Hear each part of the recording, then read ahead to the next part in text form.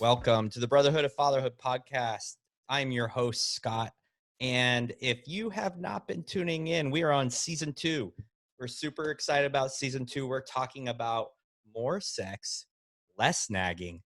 But today we're taking a break and we're going to have a conversation with Mark England. And Mark is an incredible human being who is bringing an amazing message to everyone, people all around the world.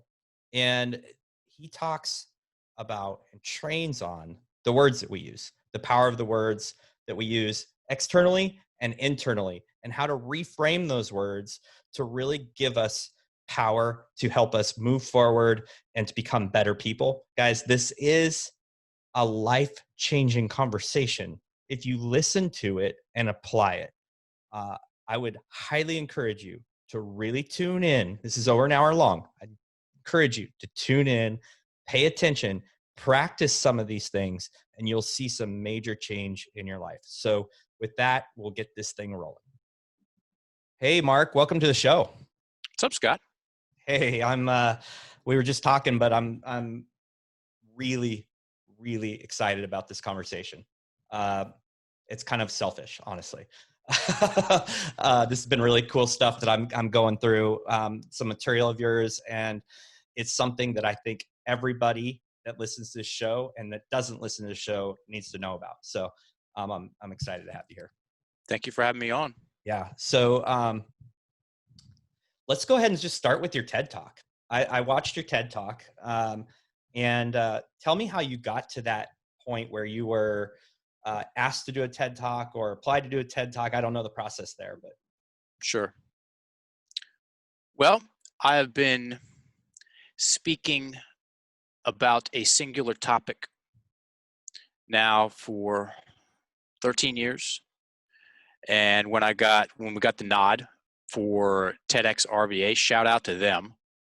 I've been doing it for 10 years and had decent amount of presentations under my belt. And I gotten good at telling the story about story, creating a conversation about conversation. And yes, I got good at that. And we put out our training materials. And the people, I'm from Richmond, TEDx RVA, Richmond, Virginia. A lot of things lined up. So it was, I get asked from time to time, how do I get a TED Talk? One of the things I say is get really good at something. I'm going to say do a lot of work, I would think. Yeah. Become an expert in a field. Okay, get the reps in. Immerse yourself. Immersion. It's a thing. And there are ways to go about applying to different TEDx talks. Get okay with rejection. I went and auditioned for TEDx RVA the year before, and it was I did not get the nod. I got it the next year.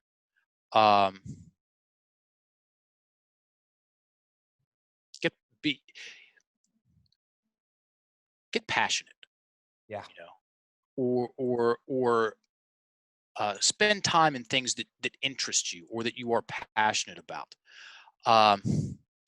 Yeah, man, there's a pinch of luck to it as well. There was a lot of people that applied for TEDx RVA. TEDx RVA, I didn't know this until I got into the TEDx world. There's over 5,000 of them. Yeah. And ranging anywhere from very high production quality. TEDx RVA is they ran it for 5 years. They were in the top 10 TEDx's in the world. Wow. All the way down to somebody doing it out of their garage. Yeah, it's easier to talk about what to do once you've gotten a TEDx, once you have a TED Talk to give. Right. So, what is the story? Like, tell us how you. First of all, for the listener that doesn't know, tell them really what it is you do, and then we'll go from there. I educate people. I help people educate themselves. That's a better way to say it. I help people educate themselves, Scott, on the power, the potency of their language. And when I say language, I mean internal dialogue, internal and external, what we think and what we say and what we write. Most people have 0 to no training about how their language influences them for better and for worse. And we're not taught this stuff in school. I was an educator before I got involved in the good attitude business. I've got a degree in education. I taught. I also came up in the public schools. I didn't have one course, class, or conversation on how my language, my words influenced my imagination and how I feel and how I breathe. That's a big one. I had no strategy, no methodology for using my language in constructive and empowering ways to help me stay focused on what matters to me. I was a shit show. Yeah, you tell a story, and I love your background. It's very parallel to mine, teaching, coaching, master's in education. So one of the things that I talk a lot about is like the lack of training for leadership skills and finances and all these things that are so important. Like the stories you tell yourself, the language that, like you said, internal and external is really key. And I was sharing with you before we started recording, is the very first time I remember this is at a soccer game in high school when my dad pulled me aside and said, what is going on in your head? What are you saying to yourself? And it's the first time I realized that my internal dialogue was not good. And I just haven't known how to handle that ever since. And so there is zero education on this. And so you go through school, but you also have a story about fighting. So fill us in on that. Yeah, man, I was a fighter. What kind of fight? I wrestled in high school. Took my first Brazilian Jiu-Jitsu class in the fall of 1996. Was hooked immediately. Trained for 2 years and then got in the ring. I had 11 amateur fights, MMA fights, and I wanted to go pro. So the plan was move over to Thailand, train for a year, come back, go pro. Didn't happen. You were all in. Yeah, it was my thing, man. I was very all in. That was the first thing that really held my attention. Okay, wrestling was okay, cool, yeah. Pinning someone, fine. Choking someone, on the other hand, that for me that was a completely different thing, profoundly more interesting and intriguing, and well, let's just call it what it is, fascinating. Yeah, man, I moved over there and thought I was going to get one thing and got the exact opposite. 6 months in, I'm in the doctor's office having a conversation with the doctor who just operated on my knee for the second time. Ouchie, thanks. Yeah. Everything stopped. Darkness descended. And that's where you had something that's a topic that's near and dear to my heart, is a bit of a wondering what your identity was. At that time, I wasn't wondering what my identity was. I was too consumed in mourning my previous identity. There you go. Literally coming off of the addiction to being a fighter. I loved it. I loved the shine. I thought that I had processed my demons in the ring. I thought I had proved to myself that I was good enough, because that was one of the main reasons I was fighting. Okay.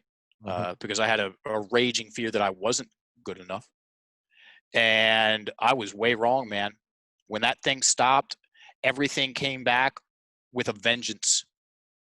Way worse than before, because now I had the proof that I was doomed to fail, that there was something wrong with me. Man, I messed up this golden opportunity moving to Thailand. My dreams are gone, dude. See, there's the proof. And I didn't laugh for a year, man. I did not laugh for an entire year. I could not get my face in position to enjoy anything to come close to I didn't laugh. It's a really strange experience. Finally, it dawned on me that I can play this victim card. I didn't use those exact words, but I saw the end result of me. I was like, am I going to be 60 years old still telling myself this woulda, coulda, shoulda story? That was not a pretty picture. Me at 60 still chewing on that bone. What did you do? Well, again, a little bit of luck and need. Necessity is the mother of all skill. I had a big time necessity. I needed to participate differently in my life, and I was teaching elementary school sports at the time in Bangkok. Thank the heavens that my vice principal had just come back from a cleansing resort on the island of the Koh Samui, an island down in the Gulf of Thailand. He's like, hey man, they're doing some. I came back from this thing. I did a 3-day liver cleanse. I feel fantastic. You should go down there. And I said, I will. I'll do that. So I went down and did a 7-day detox cleanse. You pay to not eat. You take these weird detox pills, and there's a whole bunch of other people doing it at the same time. And I came back feeling a little bit lighter and a little bit brighter. And I said, I'm going back. And I went back. My 3rd time down there, I went to an emotional detox workshop one evening. Me and all my wisdom, I snickered at it. I was like, emotional detox. Right. Went and watched a man who would in turn be my first mentor in this work a number of years later walk a woman through it. Okay, it was a legit stinger of a breakup, a bad breakup. Walked her through the story of the breakup, which she was still holding on to after 4 years. And she told the story first time, angry and tears. Had her do it a second time, go through it. He changed a little bit of the language. And he talked about language. He talked about words. He talked about the stories we create, and the stories, how the stories build our identities for better and for worse. Took her through it a second time and changed some of the words, and now she's sad, no tears. 3rd time through, the most critical piece of that story that was forcing her to see herself as the victim of circumstance changed it. And she goes, she's basically neutral. She goes, and so much so she goes, well, you know, he was really weird. It wasn't going to work out anyway. But she got the emotional charge out of the way, and then her perspective changed on its own. And I said, that's not my story, but that's my story. That was in the summer of 2003, and I've been neck deep in the game, the story game, language game since. Wow, that's an interesting origin of that, where that came from. So you were immersed in an experience that you saw this unfold in front of you, and you're like, I got to do this. I got to have something to do. Yeah. Yeah. First and foremost, I was not thinking practitioner. I was not thinking anything along those lines. I just said, my story. I've got to work on my story. Right. Right. So where does you I want to fast forward. I don't want to miss this because I'm really intrigued by this this atelophobia. So when did that come up in this process? Like when did you like see that and bring that to part of what you talk about, which it's the fear of not being good enough. And I didn't know there was a name for it. Yeah. And I say this because I think a lot of men, and our audience is mostly men, I think a lot of men feel this way, just don't express it. I think a lot of men, yeah. I guarantee that. Yeah. It's if I was putting money on it, which I do, because this is, I mean, I'm in this line of work for a reason. It's the number one fear. Boils down to that. There's something wrong with me. I'm not good enough. Something along those lines. We found out I found out that there's an actual term for it when my business partner, because it was our TEDx talk. Yeah, I'm the front man, I'm the face. There's a dude in the chair. There's a guy in the back end that deserves. I get way too much credit for this work, and he gets way not enough. Guy named Adam Chin. So we got the call, got the nod from TEDx RVA. We have 3 months to get this thing ready, and it's it's a thing. It's in my hometown at the Carpenter Center, which is the most prestigious theater in Richmond. 1,800 people, TEDx. So it's going to be filmed and out there live forever. Live stream to 150,000 more people. So get it right, numbnuts. Yeah. And so we decided to give the talk on identity. Mm-hmm. The current definition of identity versus people's experience of their identity. The current definition of identity is the fact of being who or what a person is. And that's a very easy thing to, that definition's wrong. Because guess what? You, Scott, and me, Mark, and everyone else listening sees themselves differently than when they were 5. Right. So it's not a fact, where there's nothing factual. I'm not static. I'm not stuck. The story of Mark England, there's very little fact to it. Okay, so if it's not that, what is it? It is my identity is an ongoing, fluid, flexible process. And I participate in that ongoing, fluid, flexible process. I participate with my language, with my words. Again, my thoughts, internal dialogue, and then external, what I say and what I write.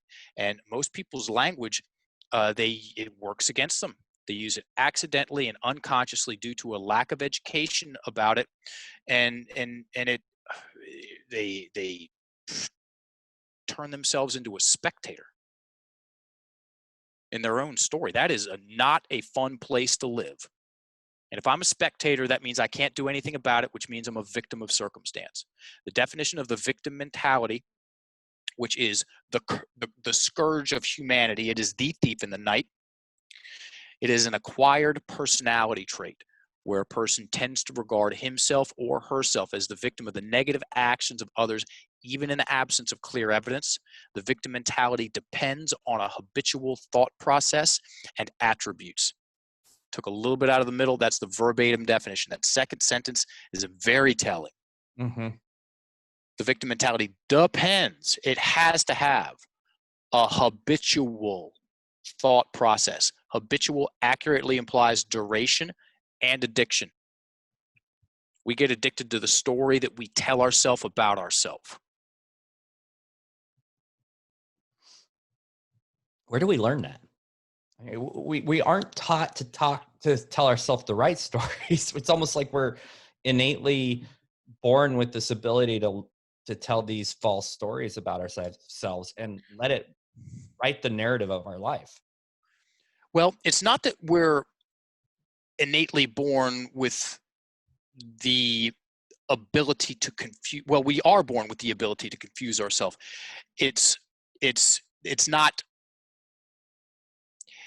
We got a glitch in our language.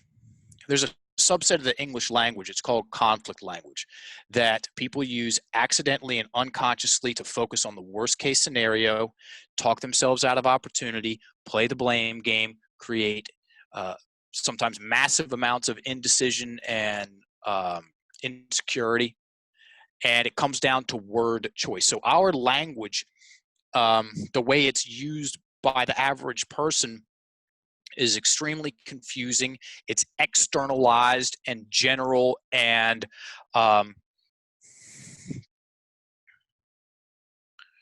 it makes us buy into wrong assumptions about ourselves. Yeah. Right. So some examples. One thing I really like about your training is there's a ton of examples. And so you you talk about this conflict language, things like there isn't an opportunity. I don't want to get angry. I can't make up my mind. These are all negative. Is it the negative word, the isn't, don't, can't, that's driving that conflict language? Yes, my grandmother. Well, those keywords, those drive negations. So those are negation keywords. My grandmother was a 3-time Olympic gold medalist of worrying. She was incredible at it. She was just world class. And most people know someone who's really good at worrying. Yeah. So the language pattern that is most closely associated with that habit or that practice are negations. Don'ts, can'ts. These are keywords, folks. Don'ts, can'ts, isn't, haven't, nots, won'ts, shouldn'ts. Mm-hmm. I don't want to argue with my wife so much. When I say that, I make a picture of arguing with my wife. Okay. Wow. Yeah. Oh yeah. That's powerful. It's very powerful, and it's so commonplace. It's one of the easiest things to overlook. It's right under our nose and right between our ears. I'm not going to go over my budget this month. There's a picture of me going over my budget. Okay. You know, I can't keep making all these mistakes. There's a picture of all those mistakes again. The first thing my driving teacher said when I got in the car said, look where you want to go because you're probably going to go there. It's true. It's why the windshield is this big, folks, and the rear view mirror's that big. Here's a good story about it, man. Coaching, 2014 Calgary, I go up, do a training for a sales company, and then stay after and do individual sessions with their team. I'm in a room. Dude's in a room. He's young, 24, just starting out, and stuck. And he says very emphatically, very emotionally, Mark, I can't keep focusing on my past. Oh, yeah. And I said, grab that pen and write that down. What do you mean? What you just said. That sentence. Which one? I can't keep focusing on my past. He writes it down. Then I ask him, what kind of picture did you just make in your mind? And he had to stop and think about it. He said, well, I see myself on the couch and all alone. If that's what you can't keep doing, what can you start doing? And he said it like a question. Focus on my future more? Yeah. Now say it like a statement. And it took him a second. It's called socializing an idea. I can focus on my future more. Took a breath. I can focus on my future more. And I had him write that down. Folks, a lot of it is that simple and that challenging. Simple is not easy. Yeah. I can focus on my future more. Now we've got our foot in the door. Okay. So people talk about mindset a lot. Good, great thing to talk about. And if that conversation is only had, Scott, on the macro level, which is where most of that conversation resides, be more positive. Have a good attitude, like you're having a dessert. It's passive.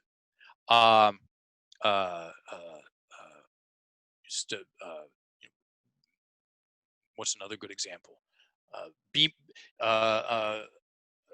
Don't let things affect you. Okay, these big picture stuff. You know, we've got one brand in the fitness industry. I'll sleep when I'm dead. Okay, or you know, no pain, no gain. These big picture statements. That's hard to practice. If someone knows what words to use less of and which words to use more of, that makes mindset practical.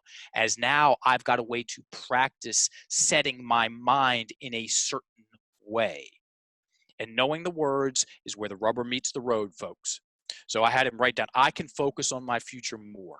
Yes, Then we had him write out 3 things to do, because now that he was focused on his future, thanks language, he was able to identify much more easily 3 things that he could do, which he did, because he wrote me 9 months later and told me what happened.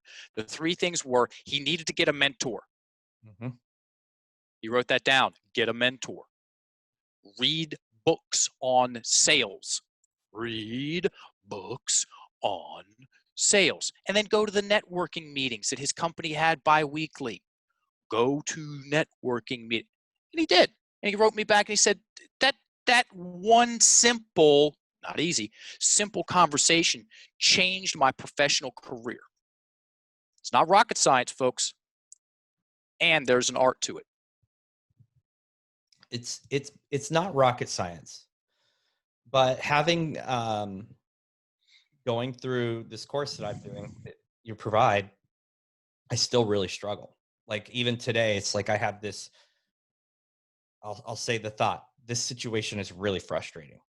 So I'm sitting there going, how do I reframe this? And sometimes it's even just hard to frame it in the first place. Like what's happening in my head, like this, like it's just like a little angst and frustration. And then it's like, oh, this situation is frustrating. I don't know how I'm going to get out of it. Okay, perfect. Do you have a pen? Of course. Cool. Write that statement down. This situation is really frustrating, period. Got it. And then write that second follow-up sentence. I don't know how I'm going to get out of it.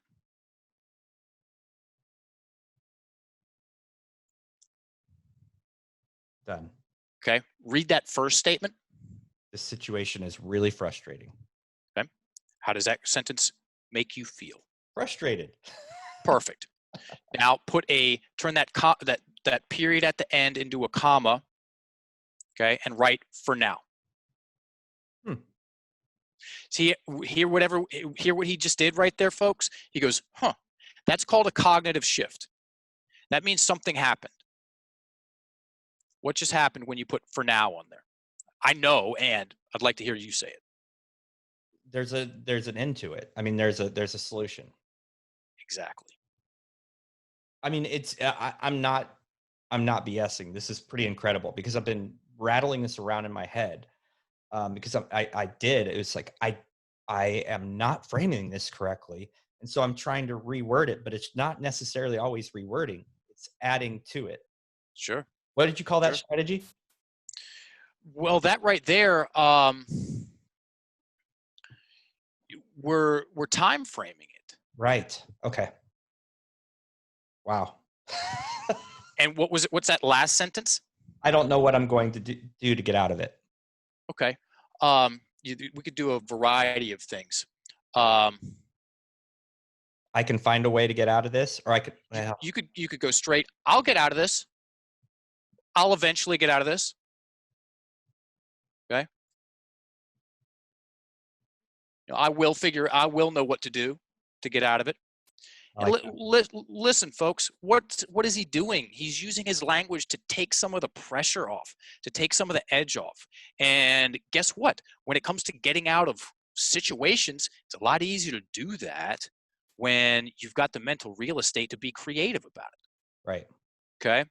When someone goes into a stress response, known as sympathetic nervous system response, which those words right there, frustrating is another way. It's a flavor of stress. When someone goes into a stress response, their breathing gets trapped in their chest. When someone's breathing is trapped in their chest, they're in amygdala hijack. Look that up. Daniel Goldman coined that term in it's either 70s or 80s. And when someone is in a stress state, they're in amygdala hijack. Their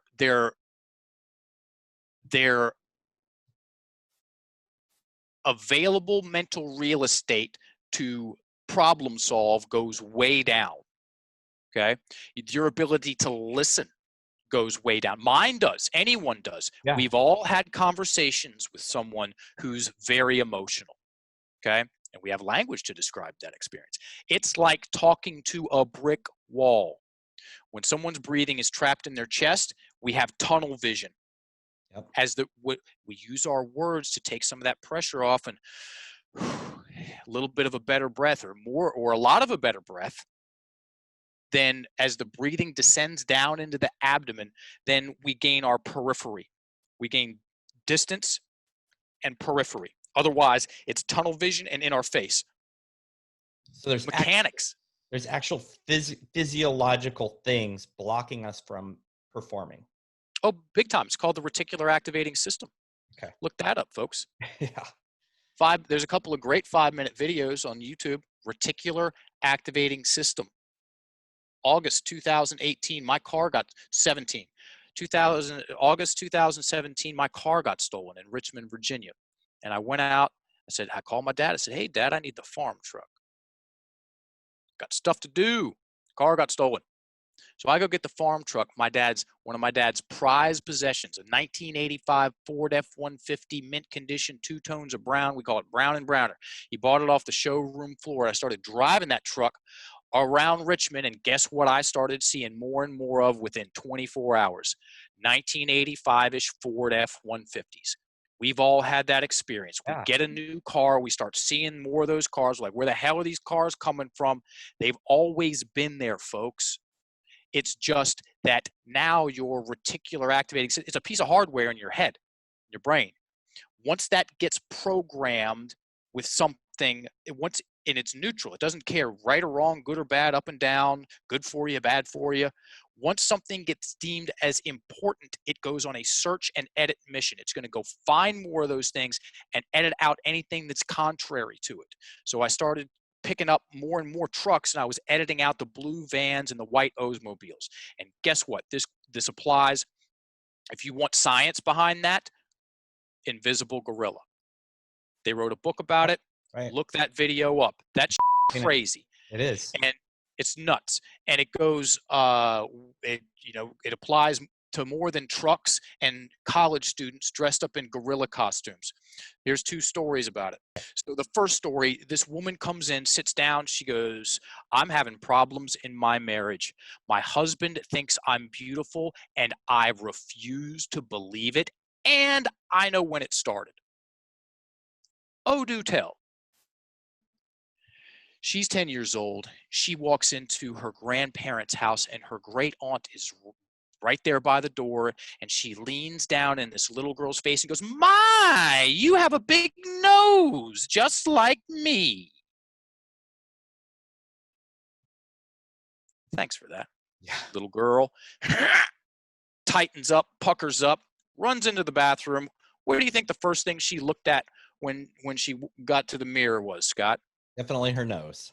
Her nose, which was no bigger physically than it was 10 seconds ago, but now in her imagination, she's got this honker. Right. Which means she's ugly. So now, whenever she goes into the bathroom, sees a mirror, that's the first thing she looks at, that's the last thing she looks at. Okay? More and more confirmation that she's ugly. Remember, confirm, and edit.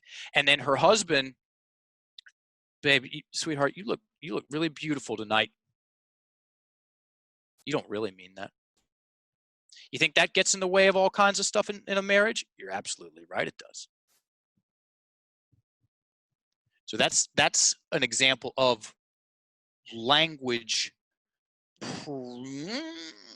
programming us in a constrictive and quote unquote negative way. It works both ways. 2000, whatever, I'm giving a presentation. There's a guy setting up a booth right next to me. He hears the whole thing, comes up afterwards, goes, "Man, that was great.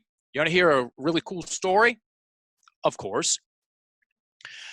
I don't remember the guy's name. Let's call him Johnny. He said, "My grandfather took me out in the backyard when I was 13 years old. And he said, 'Little Johnny, life's wild. You're gonna have ups and downs and lefts and rights and zigs and zags and twists and turns. And you're gonna get some stuff right and you're gonna get some stuff wrong. Just always remember to err on the side of being a badass.'" And he said his whole life changed in an instant. He said he took this big breath in. He said it felt like his energy expanded. It got bigger. He saw himself he looked up things are looking up. He looked up, saw himself as capable and confident in his imagination. And he said, man, I've made a lot of mistakes, but you know what? I go after what I want. Mm-hmm.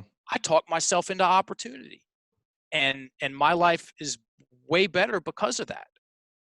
So, there's a way to use language, whether we're speaking to ourselves or speaking to someone else, to create constriction and negative emotions and problems and stories of woe and uh, distance and disconnection.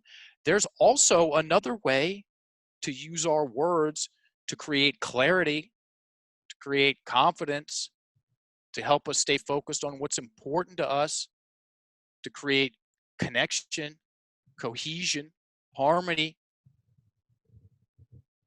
And again, we're not taught this stuff. No, we're not.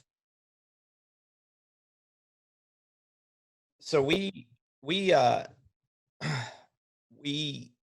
see a lot of comments, questions, concerns, in thinking that men have, specifically in alignment with being a husband, their wives, their relationships, their providing for their family, and a lot to do with their identity as well. It seems that a lot of men get stuck in the identity of their work.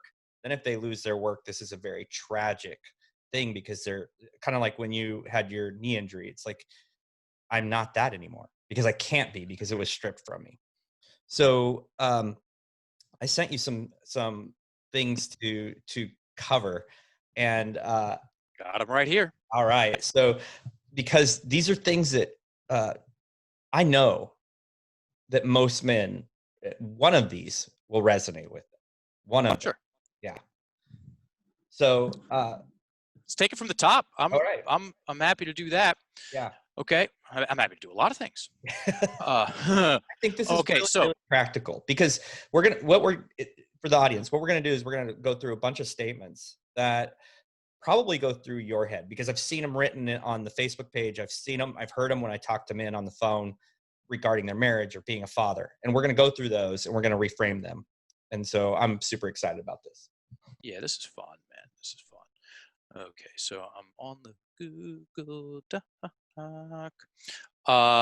Okay, great. First sentence.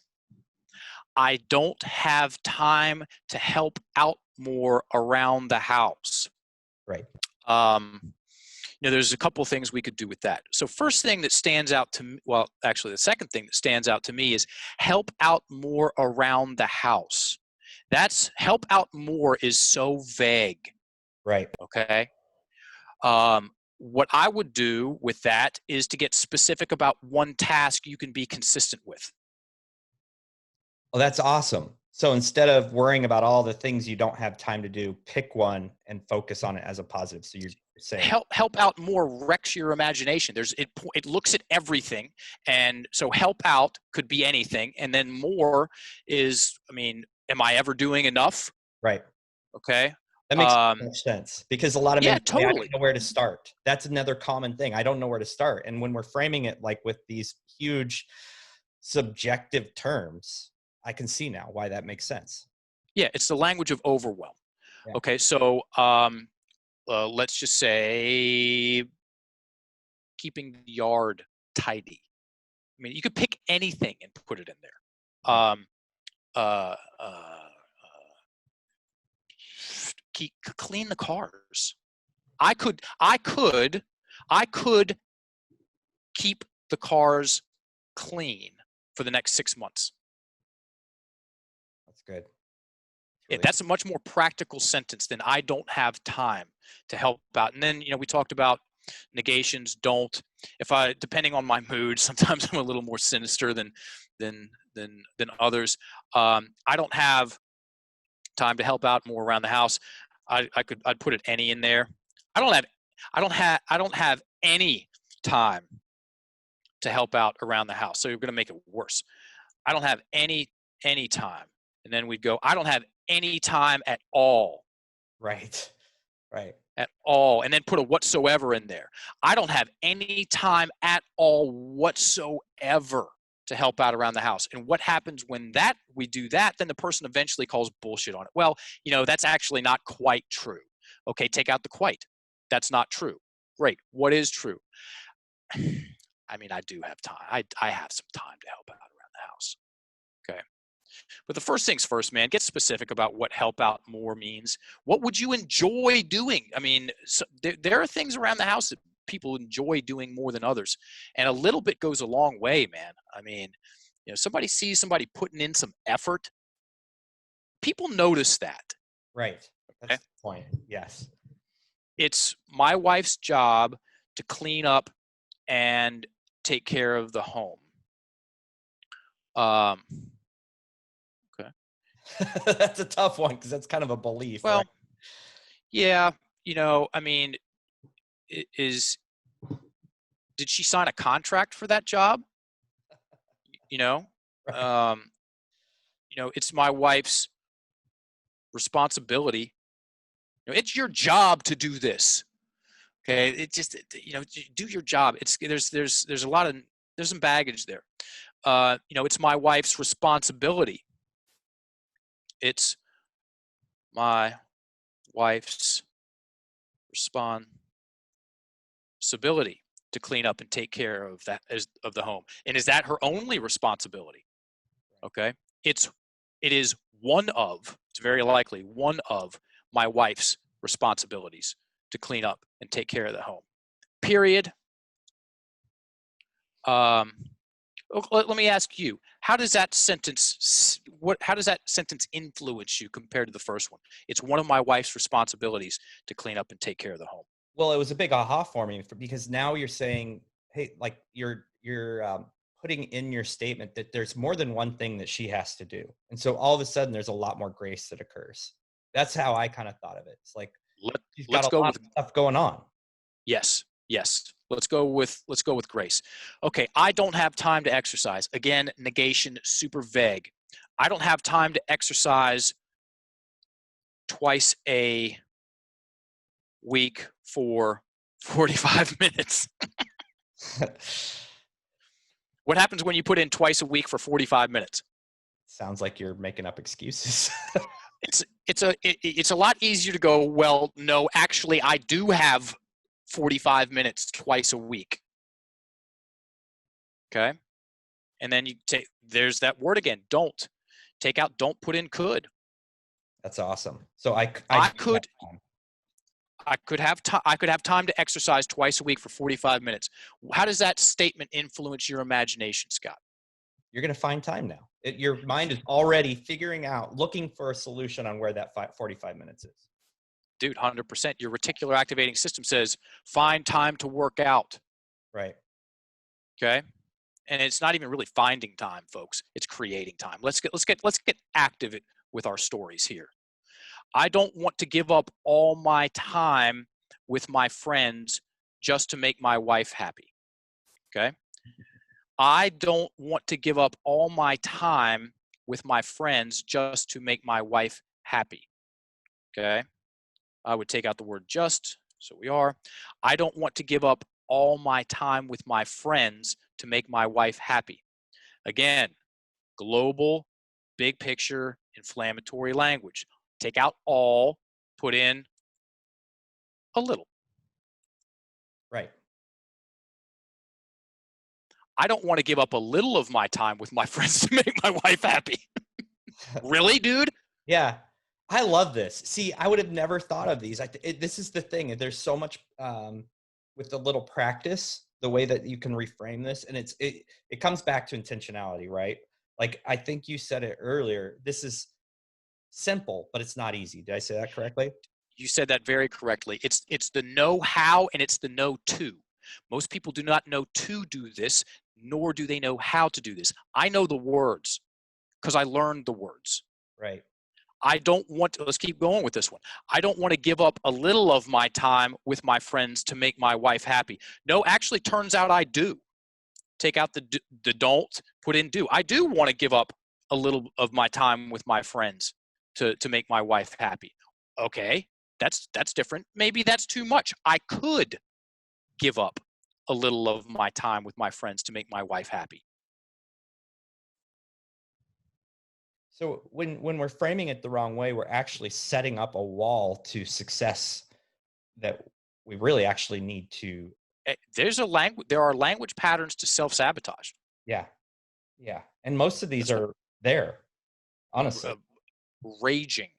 It's not fair to have to do anything around the house since I work and my wife sits around all day. I mean, does she sit around all day? I'm gonna say almost I don't say likely again. never. Likely not at all. And Yeah. guess what? You say that you tell that to someone. First of all, you're screwed to start with in your imagination on your side of the street. Let's take your wife out of it. It's just you and your mind. What are you getting for your investment with that sentence? It's a net negative, folks. Okay? You're racking the credit card. You're not getting anything in return. Mm-hmm. Okay? Yeah, and especially if you say that, well, you just sit around all day. You're only getting a fight. You're only getting a fight. Yeah, yeah, that sentence, that is Phil. So true. So true. You know what? I pass. Yeah, it's like a completely reframing your mindset, or Yeah. you just have a really bad outlook there. There 15 adjustments with that sentence to get to something that is of value, Yeah. as in you're getting a return on your investment for your time. My advice with that sentence is know that it's absolutely worthless and you're only getting war Yeah. in your mind and then with your wife. My role as a husband and father is to make money and provide for my family. Okay? Says who? Says you. Okay? You're not going to find, that's not a fact. You're not going to find my role as a husband and a father is to make money and provide for my family on the periodic table of elements. So, one of I was going to say the first thing that came to my mind would be my reframe roles. that to one of my roles. There, dude, you nailed it. That's you exactly. You're good at this. One of my roles as a husband, and it just opens the mind, as opposed to digging in. You're digging a trench for a quarter space of. I mean, it's a futile war. What do you get? She doesn't listen to me. Cool. Ever. She doesn't listen to me ever. At all. Never once. So I want to help somebody call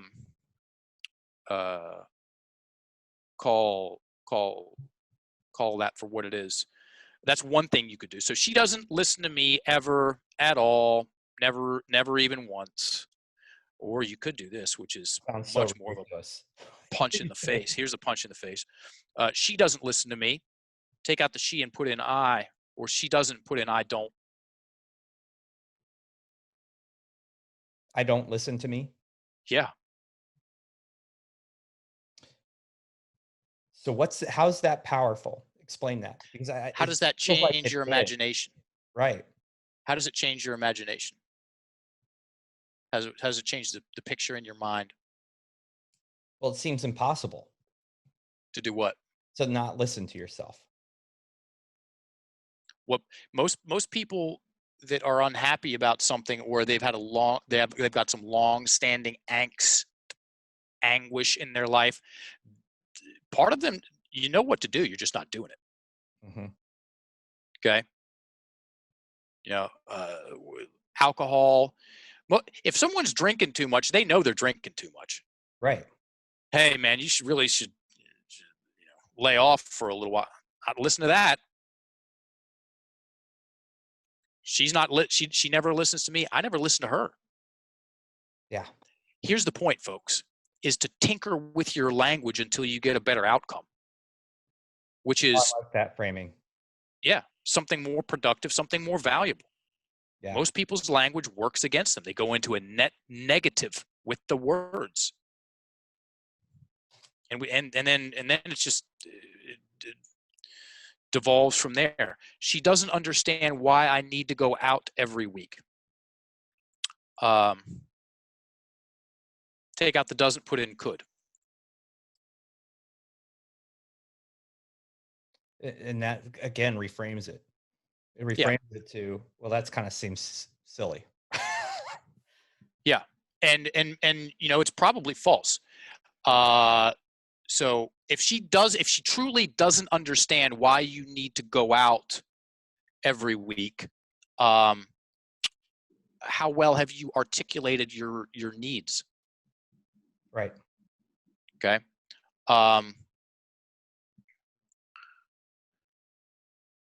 A lot of these come from a breakdown in communication in the first place, right? Yes, which is, again, back to the language game. And again, this goes back to our story with us. The story we tell ourselves is the most powerful force in our life. There, I said it. And we have little to no training on how to practice our mindsets. This stuff is absolutely, it's like an oxygen mask in a plane. Make sure your mask is firmly in place before you help anyone with theirs. And when a man is talking himself into opportunity and using his language to practice staying focused, or more focused, or even more focused on the things that are important to him, and learning the value of shouldering more responsibility and improving productivity. Those are the things that make you like yourself. Yeah. And if you don't like you, how do you expect your wife to like you? So what do you think the first, like, let's look at this, because there's so much to unpack here. But if a man is having trouble communicating with his wife, yeah, what's his first step? What is baby step number one? Okay. And I know I'm taking I'm putting some pressure on with my words, or the tone in my language. I was the king of all this stuff. Okay. First things first, slow down your rate of speech by 20%. What that's going to do, when someone slows, okay, again, dudes, fellas, this shit ain't rocket science. Watch people argue, okay? They usually speaking pretty fast, okay? If you want to make yourself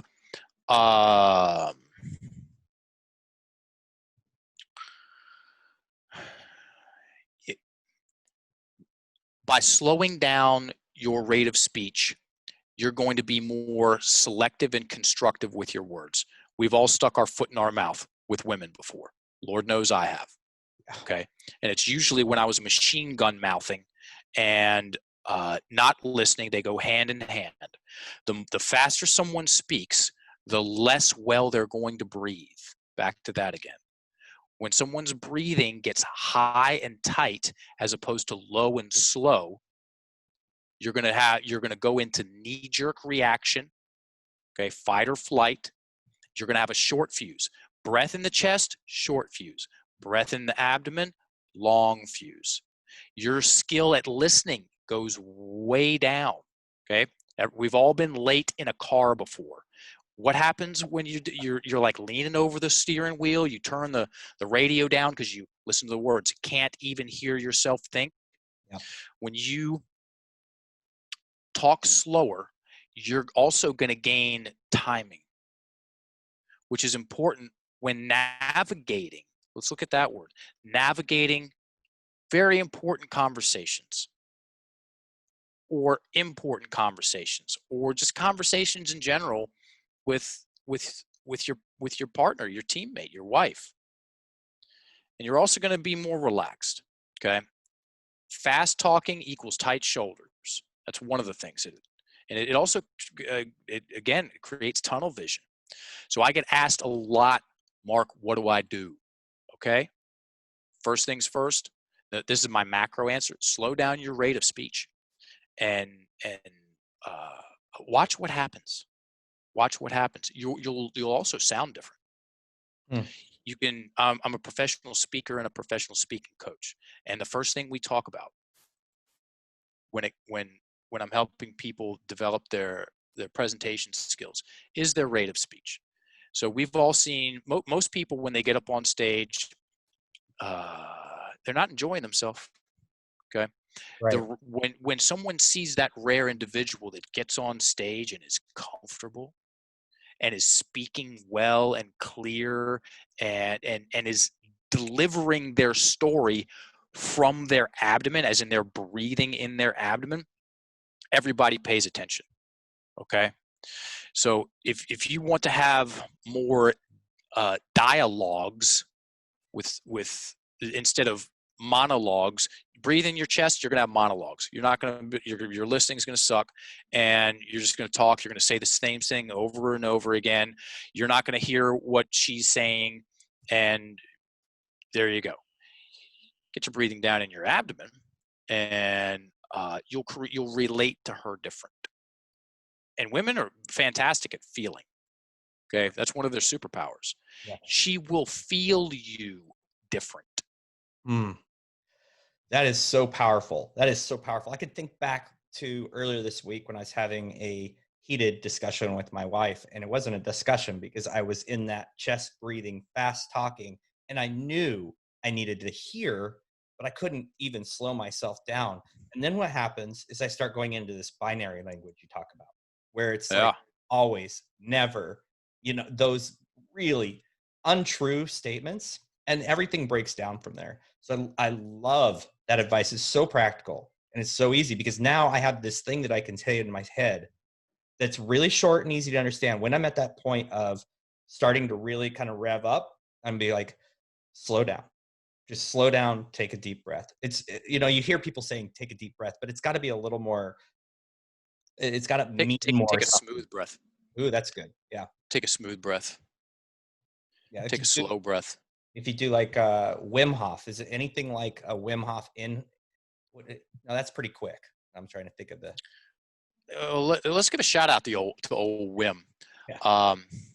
We have for our coaches, we bring in Brandon Powell, who's someone I'd be happy to introduce you to if you all talk about breathing, which is such a great thing for men to learn how to do. Let's chalk that up to another thing we didn't learn in school that's kinda important. He's a level 3 Wim Hof instructor. He's the premier Wim Hof instructor in North America. Wow. And I've known the guy for 30 years, and he is the breath coach for our Enlifted coaches. He comes in once a month and does a breath work class, because we have a saying in the coaches community, which is good breathing equals good coaching, because good breathing equals good listening, and good listening equals good coaching. That's good. It's really good. Yeah, I'd love to have a conversation with him. But that's okay. So slow down and take a smooth breath. Yep. Smooth breath. Get it past the chest. Get it down into your belly or whatever. I love that advice. And then I wanted to cover one more thing before we're out of time, which you brought up multiple times, and it's the word abracadabra. I absolutely loved this. And I've told people about it because it's so great. This is the most common thing that turns the lights on for people in this conversation. I do my best to do my podcasts, my interviews on Friday. I did a show 2 hours ago, and he asked me what's my legacy going to be. I've never been asked that before. That's a good. And right between the eyes, huh? And I talked about abracadabra. So abracadabra, it's the most well-recognized word on the planet, in my personal and professional opinion. I've been around the world a number of times, presenting in 5 different continents to a lot of English speakers, and then also a lot of non-native English speakers. It doesn't matter where you go. You say abracadabra, everybody goes to magic. Yep. It's a sleeping giant in the realm of personal development. It's the key, because guess what? You get the words wrong, you get the stories wrong, you get the stories wrong, you get the identities wrong, and then good luck. First and foremost, liking yourself, enjoying yourself. You get the words right or more clear and polished and empowered and focused, then you get the same kind of stories. Words to stories, stories to identities. Abracadabra.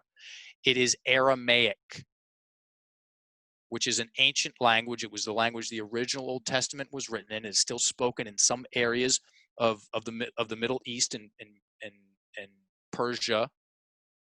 And it translates to, with my words I create, or with my words I influence. Yep. Dude, that second one, with my words I influence. With my words, with your words, Scott, you influence your imagination, your feelings and emotions, your posture, and your breath, which are four of the biggest experiences, your biggest experiences of yourself. I mean, you put those four things together, and that's pretty much how you know you're you. What you see in your imagination, how you feel, your breath, your breathing, and then how your body moves. Yep. And you know, on that same line of thought, man, the definition of a spell, Webster's definition, is a word or a combination of words of great influence. That's it. So you have a big nose just like me is a combination of words that greatly influenced that little girl. It was a constrictive spell. It crushed her. It collapsed her energy. It crushed her breathing. It's like it ripped the air out of my lungs. Okay. Yeah. Wrecked her imagination. And then there's what that guy's grandfather told him. Hey, man, err on the side of being a bad dude. Go for it. That's another way of saying what he said is you go after what you want. That was a combination of words that also greatly influenced that young man in an expansive way. Right. He got bigger in his imagination. And guess what? We're casting spells all day long. And you know what we were doing when we were taking statements and translating them, which is what is what we call changing the words, translating. We're breaking old spells. Yeah. We're breaking constrictive spells and making them more expansive and solution oriented and actionable. There's what action can you take to, it's not fair to have to do anything around the house since I work and my wife sits around all day. What are you going to do? I'll tell you what you're going to do. You're going to piss yourself off and blame her. Right. It's just destructive. It's inflammatory. It's caustic. It's addictive, man. Yeah. Because you get to be right. Ooh, I get to be right about something. Yeah. No, you want to be wrong about that statement. Trust me. Right. Yeah. So there's so much here because as husbands and as fathers, we have to understand that our words breathe life or death into our relationships. And very well said. Yeah, I think, like I practice affirmations, and it like literally took me, and I'm not joking. It took me 3 years to finally get my affirmations right because I was still framing things wrong. I was still like, I will work on being better at, and it's like, wait, that's projecting into the future something I'm doing, and now I'm envisioning that I'm not there yet. It took me 3 years because I didn't have a coach to help me with that. And that's why I think the procabulary, I have a hard time saying that, believe it or not. All good. Vocabulary is so powerful. And then I know what you're doing with you're enlightened. So would you actually just tell us about both of these? So, because I think every man should do something about this because there's so much power in changing and influencing your future when you get a hold of these things. Anyone will shock yourself with the amount of confidence that you can build, with the amount of success that you can create, with the amount of productivity that you can practice, with the clarity that you can create. Listen, it's all the things that you want, all the ways that you want to be are related to how you tell yourself the story of you. And that is completely related to the words you use. I get jazzed about this because it saved my life, man. I mean, I was like, I don't care if this thing keeps going or not. This thing being me. Right. And through luck and more luck, I got gifted the opportunity, the chance to change my story. You want to change your life? Don't change your life. Change your language. That's good. Change your language. So once upon a time, 2016, October 2016, I reached out to 5 friends in the CrossFit space, 3 athletes and 2 box owners. Who's got the best podcast on CrossFit? It was a bold request. They all came back and said Barbell Shrugged. Yep. And and one of them circled back and said, "Oh, by the way, Mike Bledsoe, one of the founders, one of the guys on the show, knows about your work. Would you like an introduction?" You're damn right, I'd like an introduction. And I put that request out because we have something to say about the correlation between what we think and say, our language, and how well we breathe, which is kinda important when it comes to fitness. Okay, and working out and performance. And we went on that show, we had Procabulary. Procabulary was the thing. Procabulary is for the general audience. Okay, the elevator pitch is that it is a productivity tool which helps you organize. Most people are disorganized with their words, what they think and say. It helps you organize what you think and say so you stay focused on what's important to you, which is another way of saying being successful.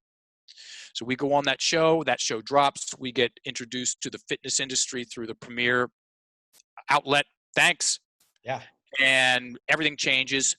We end up making a course for the fitness industry, all about the language of the fitness industry and how destructive it can be and what to do about it.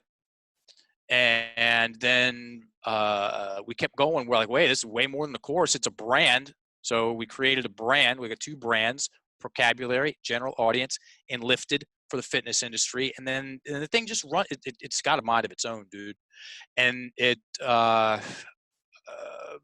we're certifying coaches through Enlifted, which is marketed towards the fitness industry, and the coaching system is universal. We've got some finance coaches, we got a lot of nutrition coaches, yoga, some people that aren't coaching at all, don't want to coach, they just want to get better at their own story. Some life coaches, a lot of life coaches, they've got nothing to do. Their clients they don't talk about their fitness with their clients. Doesn't matter, because I already said it. There's the language patterns and mechanisms, the mechanics of the story of self-sabotage is universally applicable, whether it's in the gym or at home or at work or wherever. There's only so many ways I can piss myself off and talk myself out of opportunity. And we know the words. And you know the words, then good on you, man. And you said, yeah, it took me 3 years. 3 years is better than never. And most people are in the never category. Right. I think I was doing more harm than good. Yeah. Yeah. You were. Yeah. So was I. Yeah. I didn't know. Right. Yeah. And I think that's why I was and am so excited that we had these conversations, because I can guarantee you that most of the people that get through this are like, they'll start thinking about what they're saying to themselves out loud, and in playing the music they're playing in their head, their words, and they'll be like kind of blown away. And I would highly recommend at least Procabulary. I am recommending Enlightened to fitness coaches because I know a lot of them. And I just think that this is something everybody needs. And I just want to put it out there. We will have all of Mark's material links in the podcast notes, including the TED Talk we talked about, including an animation that you guys put together, and then your links to the other resources to teach people how to do this for themselves or for others, which is I think an incredibly important line of work that you're doing, and I really appreciate it. Thank you. Well, Yeah. let me give a shout out to all the parents. Yeah, hard work. Yeah, it's I do not have children. I have not created children.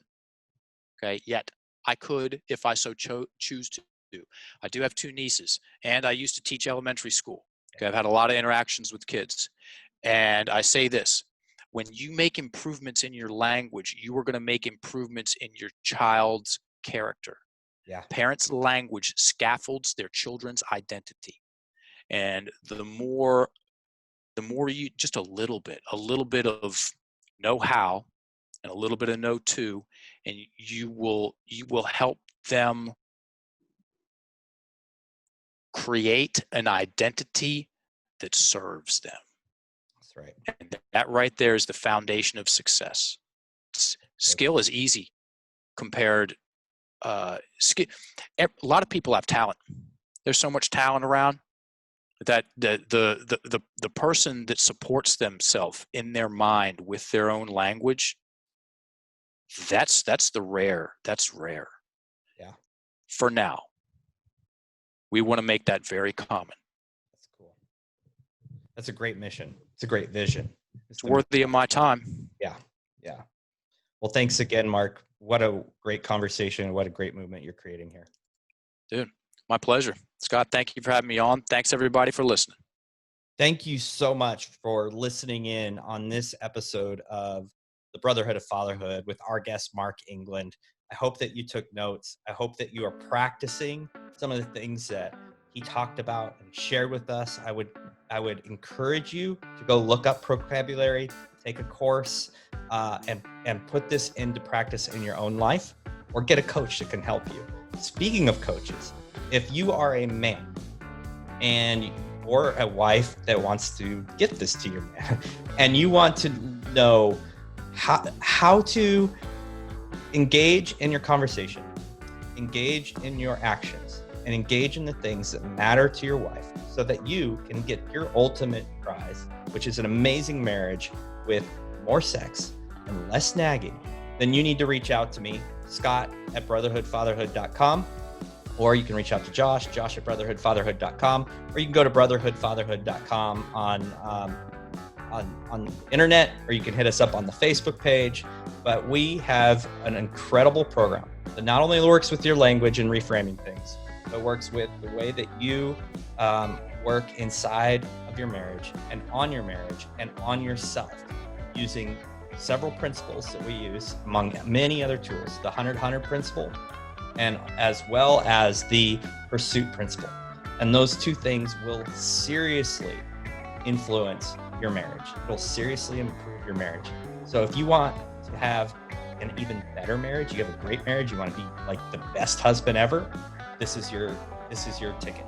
If you are just kind of scratching the surface of not being so great, or you just need to improve, this is the ticket. So no matter where you're at in your marriage, give us a shout out. We'll do a 10-minute super simple call with you. That call will just be a clarity call, just understanding your situation, and we'll let you know whether we're the right thing for you or not, because we're not for everybody, but we think we can help anybody who needs help. We know we can because we've done it. So thanks for being a part of the Brotherhood of Fatherhood. If you are a man and you're on Facebook, go to the brotherhoodfatherhood.com, or Brotherhood of Fatherhood Facebook group. Apply to get into that group. It's not really an application, but just get into that group. There's great conversations, great questions, great things happening inside of there. More of this content. Subscribe to this podcast. We'd really appreciate that. And this is also now YouTube. So you can go to our YouTube channel, subscribe to that if you're more visual. Thank you very much and have an excellent week.